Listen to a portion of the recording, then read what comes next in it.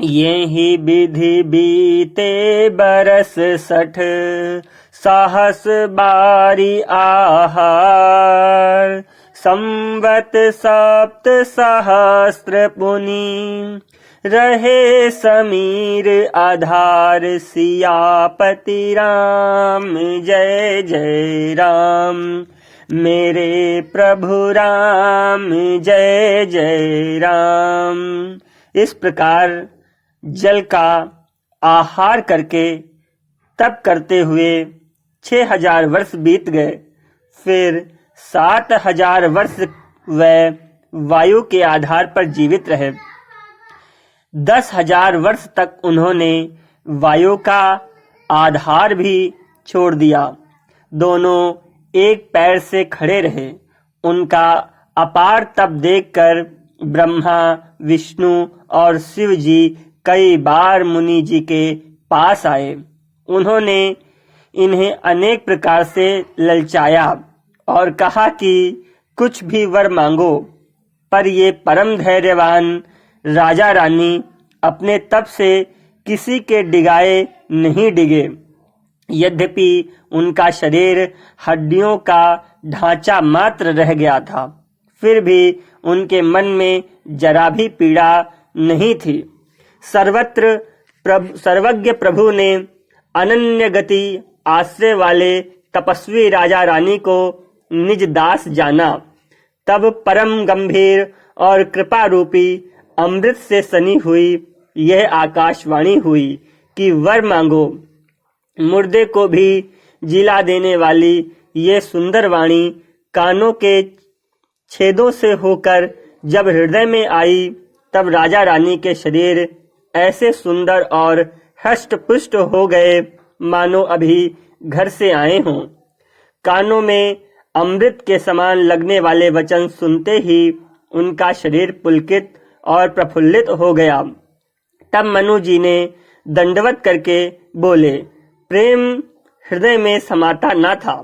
हे प्रभु सुनिए, आप सेवकों के लिए कल्प वृक्ष और कामधेनु हैं। आपकी चरण रज की ब्रह्मा, विष्णु और शिव जी भी वंदना करते हैं। आप सेवा करने में सुलभ हैं तथा सब सुखों को देने वाले हैं। आप शरणागत के रक्षक और जड़ चेतन के स्वामी हैं।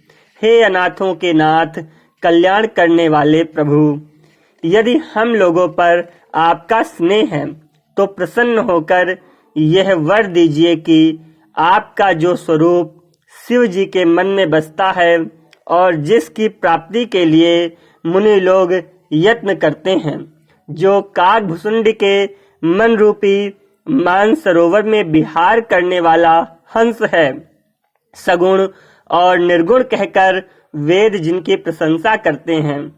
हे शरणागत के दुख मिटाने वाले प्रभु, ऐसी कृपा कीजिए कि हम उसी रूप को नेत्र भरकर देखें।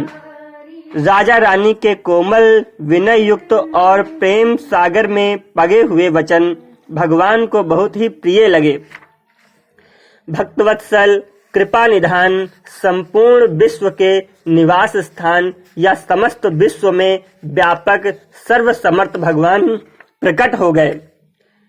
भगवान के नीले कमल, नीलमणि और नीले जलयुक्त मेघ के समान कोमल, प्रकाशमय और सरस श्याम वर्ण चिन्मय शरीर की शोभा देखकर करोड़ों कामदेव भी लजा जाते हैं। उनका मुख शरद पूर्णिमा के चंद्रमा के समान छवि सीमा स्वरूप था। गाल और डोंडी बहुत सुंदर थे। गला शंख के समान त्रिरेखा युक्त चढ़ाव उतार वाला था। लाल और दांत और नाक अत्यंत सुंदर थे। हंसी चंद्रमा की किरणावली को नीचा दिखाने वाली थी। नेत्रों की छवि नए खिले हुए कमल के समान बड़ी सुंदर थी। मनोहर चितवन जी को बहुत प्यारी लगती थी। टेढ़ी भौहें कामदेव के धनुष की शोभा को हरने वाली थी। ललाट पर प्रकाश में तिलक था। कानों में मकराकृत अर्थात मछली के आकार के कुंडल और सिर पर मुकुट सुशोभित थे। टेढ़े घुंघराले काले बाल ऐसे सघन थे मानो भौरे के झुंड हो। हृदय पर श्रीवत्स सुंदर वनमाला, रत्न जटित हार और मणियों के आभूषण सुशोभित थे। सिंह की सी गर्दन थी, सुंदर जनेऊ था। भुजाओं में जो गहने थे वह भी बड़े ही सुंदर थे। हाथी की सूंड के समान उतार चढ़ाव वाले सुंदर भुजदंड थे। कमर में तरकश और हाथ में वाण और धनुष शोभा पा रहे थे। स्वर्ण का प्रकाशमय पीतांबर बिजली को लजाने वाला था। पेट पर सुंदर 3 रेखाएं त्रिवली थी। नाभि ऐसी मनोहर थी मानो यमुना के भंवरों की छवि को छीने लेती हो, जिनमें मुनियों के मन रूपी भंवरे बसते हैं। भगवान के उन चरण कमलों का तो वर्णन ही नहीं किया जा सकता। भगवान के बाएं भाग में सदा अनुकूल रहने वाली शोभा की राशि जगत की मूल कारण रूपा आदि शक्ति श्री जानकी जी सुशोभित हैं, जिनके अंश से गुणों की खान अनगणित लक्ष्मी, पार्वती और ब्रह्मा त्रिदेवों की शक्तियां उत्पन्न होती हैं तथा जिनकी भौवें के इशारों से ही जगत की रचना हो जाती है, वही भगवान की स्वरूपा शक्ति श्री सीता जी श्री रामचंद्र जी की बाईं ओर स्थित हैं। शोभा के समुद्र श्री हरि के रूप को देखकर मनु शत्रुपा नेत्रों के पल के रोके हुए एक टक स्तब्ध रह गए। उस अनुपम रूप को वह आदर सहित देख रहे थे और देखते देखते अघाते ही ना थे। आनंद के अधिक वश में हो जाने के कारण उन्हें अपने देह की सुधि भूल गई। वह हाथों से भगवान के चरण पकड़कर दंड की तरह सीधे भूमि पर गिर पड़े। कृपा की राशि प्रभु ने अपने कर कमलों से उनके मस्तकों का स्पर्श किया और उन्हें तुरंत ही उठा लिया। फिर कृपा निधान भगवान बोले, मुझे अत्यंत प्रसन्न जानकर और बड़ा भारी दानी मानकर जो मन को भाए वही वर मांग लीजिए।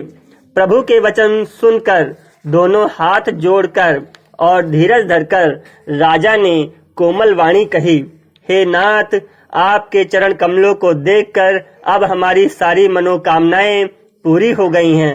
फिर भी मन में एक बड़ी लालसा है, उसका पूरा होना सहज भी है और अत्यंत कठिन भी। इसी से उसे कहते नहीं बनता। हे स्वामी, आपके लिए तो उसका पूरा करना बहुत सहज है, पर मुझे अपनी कृपणता अर्थात दीनता के कारण वह अत्यंत कठिन मालूम होता है। जैसे कोई दरिद्र कल्प वृक्ष को पाकर भी अधिक द्रव्य मांगने में संकोच करता है, क्योंकि वह उसके प्रभाव को नहीं जानता, वैसे ही मेरे हृदय में संशय हो रहा है। हे स्वामी, आप अंतर्यामी हैं, इसलिए उसे जानते ही हैं। मेरा वह मनोरथ पूरा कीजिए। भगवान ने कहा, हे राजन, संकोच छोड़कर मुझसे मांगो।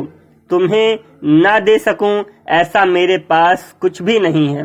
राजा ने कहा, हे दानियों के शिरोमणि, हे कृपा निधान, हे नाथ, मैं अपने मन का सच्चा भाव कहता हूँ कि मैं आपके समान पुत्र चाहता हूँ। प्रभु से भला क्या छिपाना। राजा की प्रीति देखकर और उनके अमूल्य वचन सुनकर करुणा निधान भगवान बोले, ऐसा ही होगा। हे राजन, मैं अपने समान दूसरा कहाँ जाकर खोजूं, अतः स्वयं ही आकर तुम्हारा पुत्र बनूंगा। शत्रुपा जी को हाथ जोड़े देखकर भगवान ने कहा, हे देवी, तुम्हारी जो इच्छा हो सो वर मांग लो। शत्रुपा जी ने कहा, हे नाथ, चतुर राजा जो वर मांग रहे हैं, हे कृपालु, वह मुझे बहुत ही प्रिय है, परंतु हे प्रभु, बहुत ढिठाई हो रही है। यद्यपि हे भक्तों के हित करने वाले, वह ढिठाई भी आपको अच्छी ही लगती है।